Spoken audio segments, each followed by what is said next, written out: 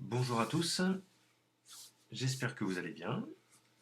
Donc cette semaine, on va continuer ce mode d'enseignement à distance. Je pense au moins au moins jusqu'à début juin, donc on n'est que fin avril. Donc on va continuer le programme et cette semaine, on commence un nouveau chapitre. Ce chapitre va être vu sur 2 semaines, voilà, donc on finira ça la semaine prochaine. Et il s'appelle donc la cohésion de la matière. Ça fait suite au précédent chapitre. Il y a beaucoup de notions sur les différents derniers chapitres qui sont vus. Et on va pouvoir expliquer des phénomènes en fin de chapitre assez sympas de la vie de tous les jours. Notamment sur tout ce qui est savon, détergent, émulsion également. Bien sûr, en passant par la dissolution d'un solide ionique dans de l'eau. Toujours très, très sympa. Alors, deux parties. Première partie aujourd'hui, deuxième partie sur les dernières pages de ce chapitre la semaine prochaine. On aurait pu faire ça en une fois, mais ça faisait peut-être beaucoup. Et puis voilà, au niveau des exercices, j'ai préféré faire ça sur 2 fois. Ça permet de nous occuper jusqu'à la fin de l'année scolaire. Alors, premièrement, cohésion dans un solide. On va regarder un petit peu ce qui se passe dans les différents types de solides. Il y a 2 types de solides. Premièrement, le solide ionique. Donc le solide ionique est constitué d'un empilement régulier et ordonné d'anions et de cations dans l'espace. On va voir ça un peu plus en détail tout à l'heure. Et le deuxième type de solide, c'est le solide moléculaire. Alors je ne vous ai pas dit, mais bien sûr, il faut télécharger et imprimer le cours pour pouvoir le remplir ensemble, sinon c'est un peu plus compliqué. Donc le solide moléculaire, c'est constitué d'un empilement régulier et ordonné de molécules dans l'espace, et on verra tout à l'heure comment la cohésion est assurée. Alors, on va commencer pour la cohésion pour le solide ionique. Alors, comme on l'a dit tout à l'heure, un solide ionique, finalement, c'est des anions et des cations qui sont imbriqués ensemble. On peut le voir ici sur le schéma du chlorure de sodium, le sel. On voit que les ions chlorure qui sont beaucoup plus gros que les ions sodium, ils sont empilés avec eux les uns les autres, à côté des autres. Et on va voir comment ça tient finalement. Alors, le solide ionique cristallin est donc uniquement constitué d'anions et de cations, ils sont immobiles, et disposés de façon, on l'a dit en introduction, ordonnée. Alors, cette disposition est bien particulière, et il y a une matière en chimie qui, justement, la cristallographie, qui étudie justement les différentes dispositions des cristaux. Et voilà, quelque chose qu'on fait en Bac plus 2, Bac plus 3, ça dépend des programmes. C'est assez intéressant. Et on peut voir justement, il y a un peu de maths, mais rien de bien méchant en tout cas. Alors, ce qu'il faut savoir, c'est évidemment la nature fait bien les choses et tout ça est ordonné comme il faut. Alors, le solide ionique est électriquement neutre, vous en doutez. Le sel n'est pas soit négatif, soit positif, il est neutre. Ça veut dire qu'il y a autant de charges positives que négatives. Et là, j'attire votre attention, ça ne veut pas dire qu'il y a autant d'anions que de cations. Là, dans le cas du sel, NaCl, évidemment, vous allez voir 1 Na+, pour 1 Cl-, ça va. Il y a autant de charges plus que de charges moins, donc autant de cations que d'anions. Ok. Mais certains composés ioniques n'ont pas cette égalité entre anions et cations. Exemple, Al2O3. Al2O3, ça va vous donner des ions aluminium Al3+, et des ions oxyde O2-. Vous allez donc avoir 6 charges positives pour 6 charges négatives, mais des nombres de cations et d'anions qui sont différents. Vous allez avoir 2 cations et 3 anions. Donc, vous voyez, l'égalité n'est pas toujours vraie sur les cations et les anions. C'est uniquement sur les charges. La formule d'un solide ionique, hein, vous avez les exemples ici, NaCl, Al2O3, Fe3O4, etc. C'est appelé donc des formules statistiques. C'est du vocabulaire.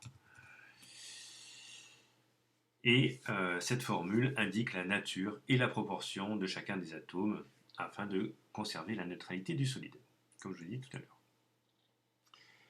Dans un solide ionique, les ions exercent les uns sur les autres des forces électrostatiques. Et alors, vous avez deux types d'électrostatiques, de forces électrostatiques, soit des forces attractives, oui, un anion attire un cation, et inversement. Par contre, deux anions et deux cations ensemble se repoussent. Donc vous avez un peu finalement je dirais une opposition, je vais chercher un mot, excusez-moi, une opposition entre ces deux types d'attraction. Mais dans chaque ion,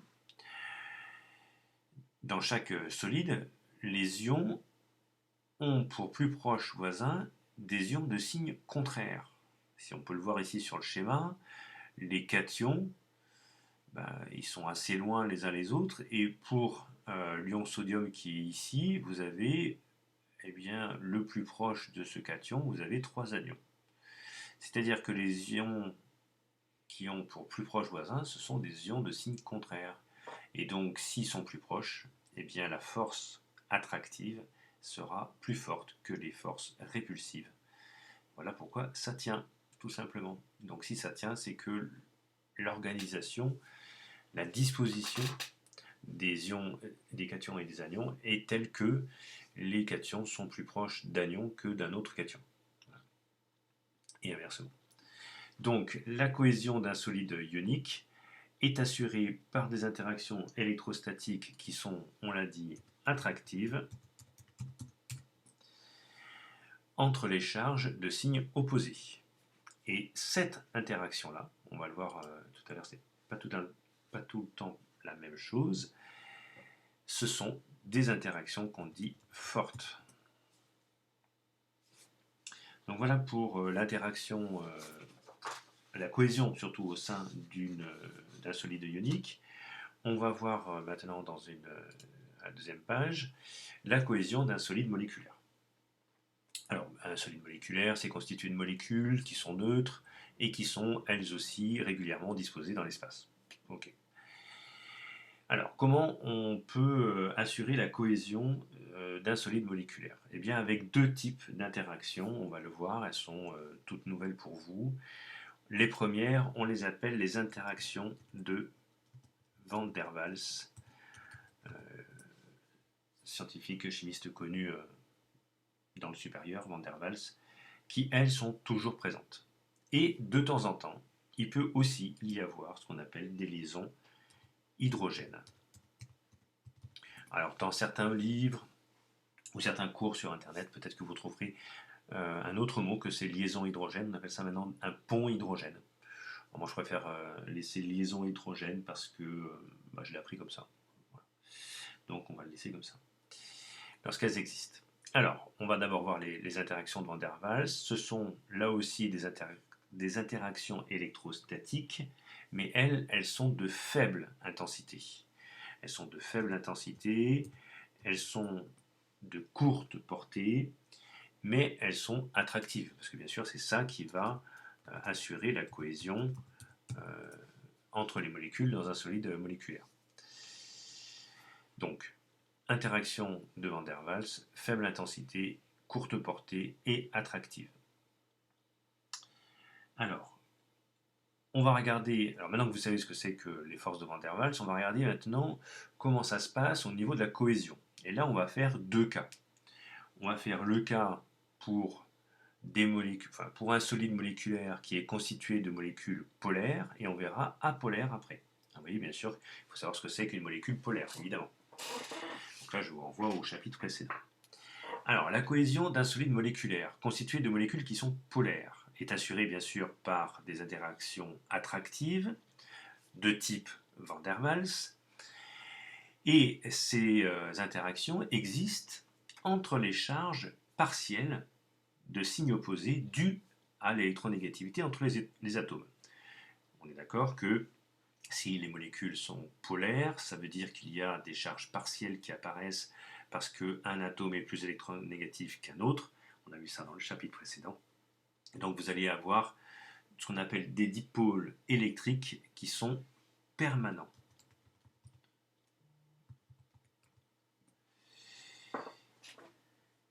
Et donc si vous allez avoir des dipôles électriques qui sont permanents, vous allez avoir ici des interactions électrostatiques de courte portée, de faible intensité. On les appelle les interactions de type Van der Waals. Elles existent et donc elles assurent la cohésion du solide moléculaire. Alors maintenant, si le solide moléculaire est constitué de molécules apolaires, voilà, apolaire, il n'y a pas de dipôle permanent. Voilà, et tout est neutre. Enfin, toujours pareil. Alors, là aussi, la cohésion pour le solide moléculaire constitué de molécules apolaires est assurée par des interactions attractives. Évidemment, si c'est pas attractif, il n'y a pas de cohésion. D'accord, donc c'est un peu débile. Mais ces interactions attractives, elles existent entre des charges partielles qui ne sont pas là tout le temps. Parce que les autres, c'est des permanents. Là, elles sont plutôt induites. Alors, on va expliquer un peu ce que c'est. Elles sont induites, elles sont de signes opposés au sein des molécules. Alors, là, c'est assez technique. Je vous ai mis un schéma que j'ai trouvé intéressant dans le cours. Ici, vous avez donc une molécule de diode, par exemple, et tous les petits points, c'est la présence des électrons. Et évidemment, lorsqu'on le voit là, ici, dans le schéma de gauche, il y a une répartition équitable, parce que pour I2, évidemment, c'est une molécule qui est apolaire. Mais, et là je vais relire le dernier paragraphe, le doublé liant entre les deux atomes d'une molécule apolaire, bien sûr, c'est équitablement partagé, mais c'est en mouvement perpétuel. Et à un moment donné, à un instant t donné, ces électrons peuvent être plus proches d'un atome que de l'autre. En fait, c'est juste parce que c'est un certain mouvement. Et lorsque il y a justement un décalage entre l'égalité entre les deux atomes, il apparaît des charges partielles comme si finalement on avait une molécule polaire. Alors elle est toujours apolaire, parce que finalement le schéma de gauche c'est une moyenne sur un temps assez long. Et là on voit qu'effectivement il y a égalité, donc molécule apolaire. Mais si on prend évidemment à l'échelle atomique et d'une durée très petite, on peut avoir un décalage, donc certains électrons qui sont, alors là c'est un peu exagéré, mais il y a un petit peu de ça, et donc on va finalement voir apparaître des charges partielles induites ici, et revenir finalement sur un dipôle qu'on appelle un dipôle électrique qui est instantané. Instantané. Instantané, c'est-à-dire qu'il ne dure pas longtemps. Il peut revenir, mais il ne dure pas longtemps. Et donc, là aussi, si vous avez un dipôle électrique, même s'il est instantané, vous allez avoir au sein du solide moléculaire des interactions électrostatiques de type Van der Waals, c'est-à-dire faibles, courte portée, mais qui maintiennent le solide moléculaire ensemble. Voilà, donc là c'est quand même pas si simple que ça, effectivement, et vous allez avoir quelques exercices pour appliquer cette notion. Pour finir le paragraphe, on va parler de la liaison hydrogène. Cette liaison hydrogène ou pont hydrogène est une interaction électrostatique, elle aussi, toujours attractive bien sûr, et qui s'applique sur des courtes distances là aussi. Mais c'est une liaison, une interaction qui est assez connue et vous allez voir, on le trouve assez fréquemment. Alors, qu'est-ce que c'est que cette liaison hydrogène? Elle se forme à chaque fois qu'un atome d'hydrogène, qui est lui-même lié à un atome A qui est très électronégatif, donc évidemment on peut voir le schéma en même temps, vous avez une liaison covalente qui est fortement polarisée, avec ici une charge partielle delta de moins et donc H une charge partielle delta plus. Et cet atome H rencontre, alors il ne rencontre pas réellement, mais il passe à proximité, très proche, courte distance, de quoi?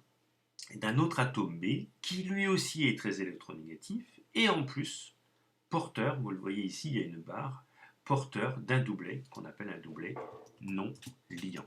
Vous voyez, il faut quand même pas mal de notions sur les chapitres précédents pour pouvoir expliquer tout ça.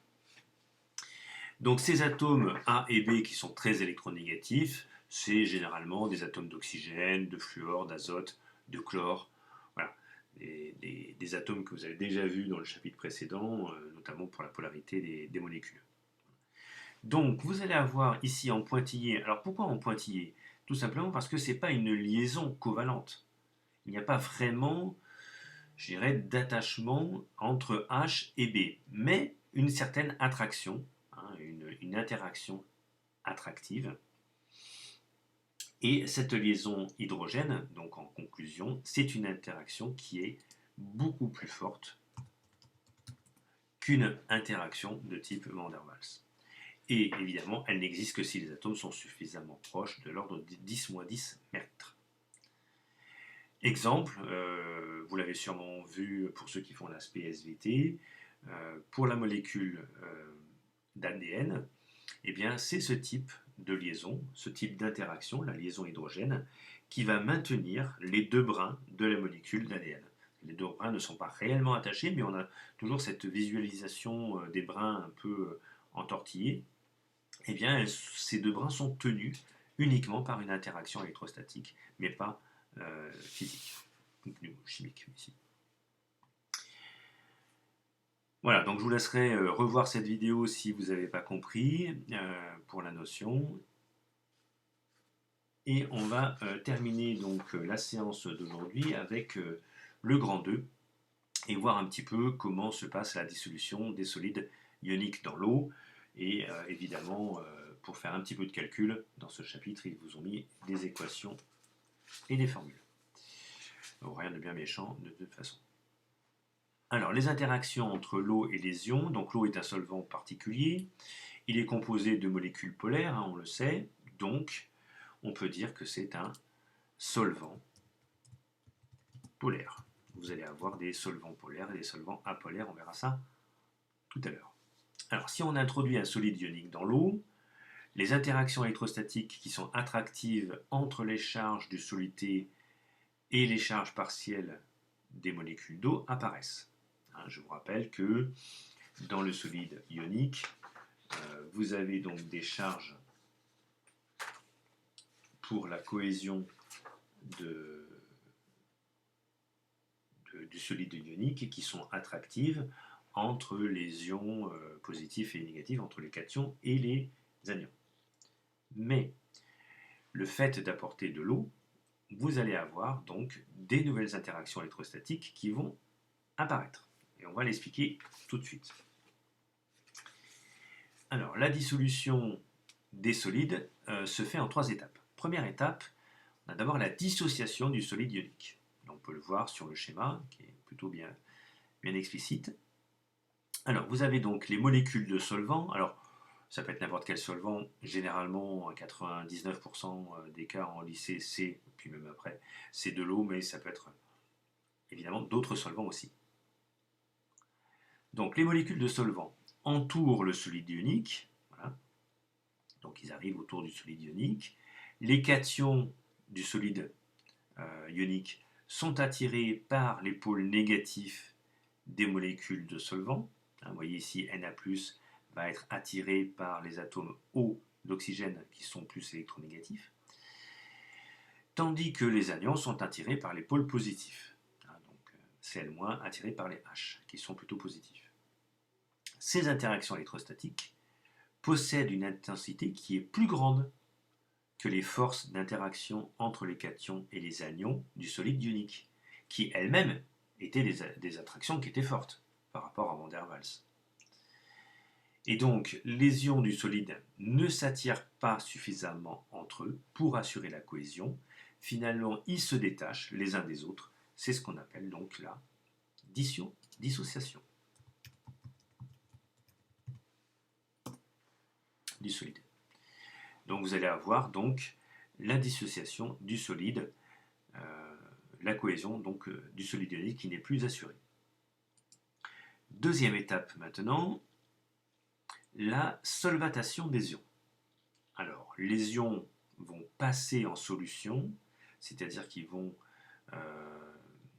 s'entourer entièrement de molécules d'eau, et donc de solvant ici d'eau. Et là, vous allez avoir donc par exemple un anion, le Cl-, l'ion chlorure, qui va vraiment s'entourer le plus possible de molécules d'eau, et pareil pour les cations. Et enfin, troisième et dernière étape qui se fait un petit peu en même temps que la solvatation, c'est la dispersion des ions.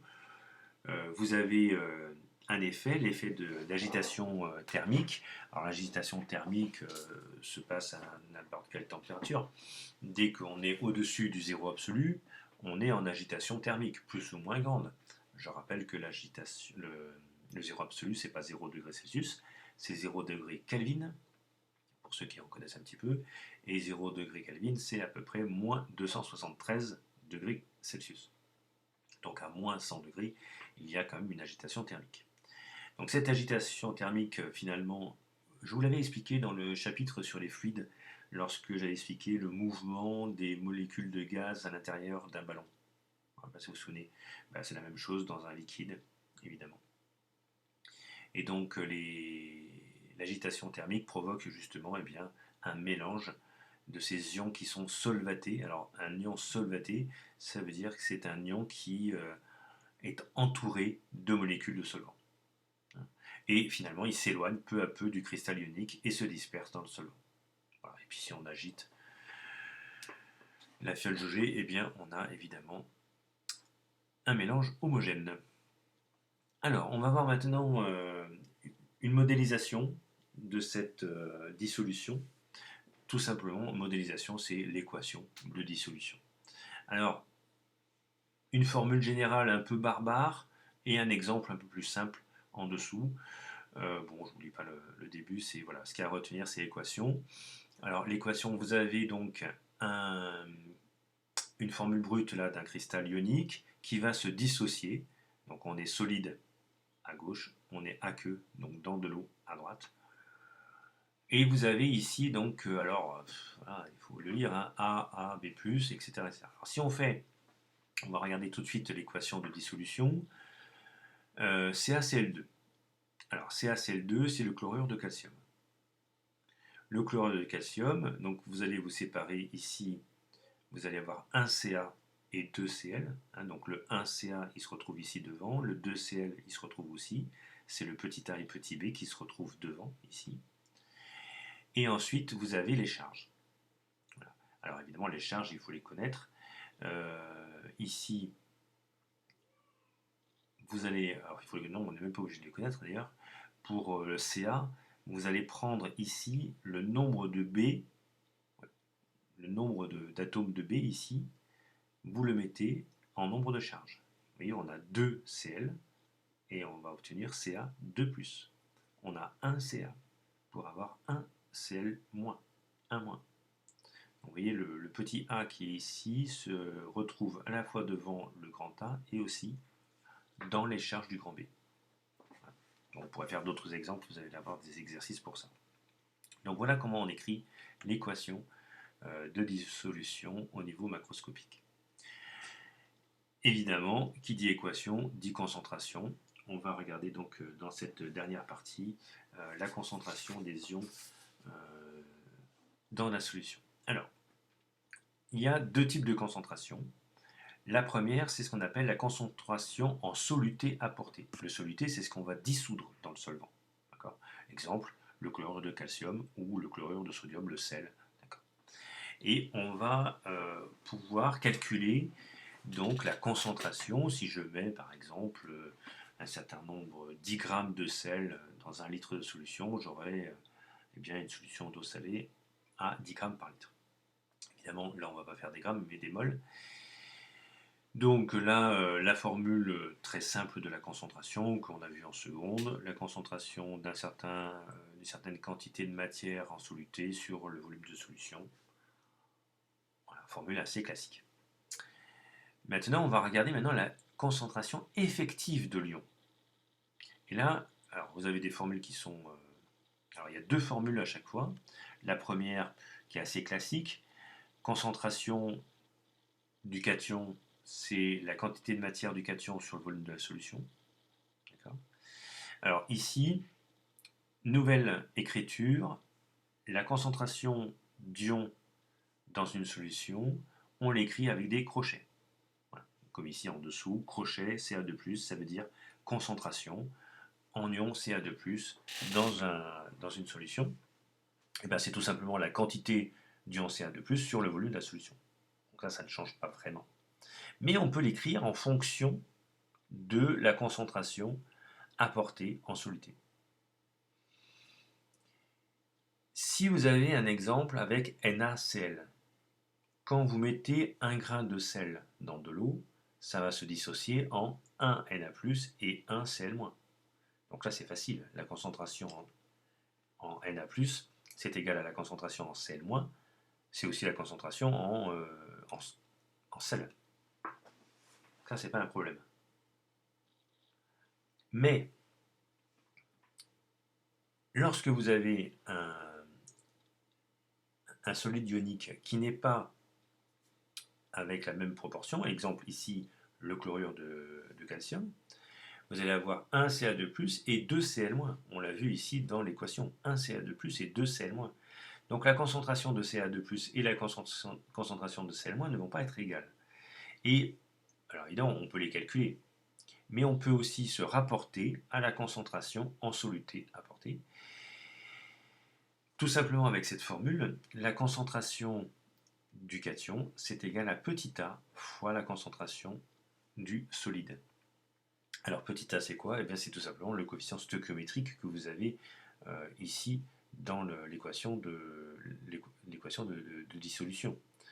Donc ici, la concentration de Ca2+, c'est égal à une seule fois la concentration en chlorure de calcium apportée, en soluté apportée. Alors que le Cl- ici, vous avez toujours la formule N de Cl- sur V de solution. Ça va, toujours pareil. Mais si on le rapporte à la concentration de soluté apportée, on va avoir un 2 qui apparaît.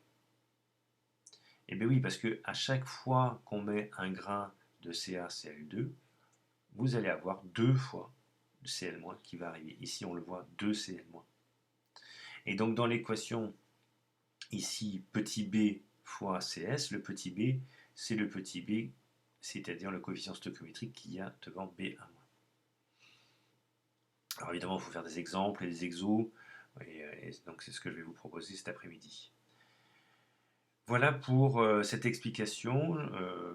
Je vais vous laisser donc faire des exercices. Vous aurez l'occasion de faire une classe virtuelle avec moi pour des questions si jamais il y en a la semaine prochaine. Voilà, fin de cette vidéo, de cette première partie. Je vous dis donc à la semaine prochaine pour la deuxième partie de ce cours. À bientôt.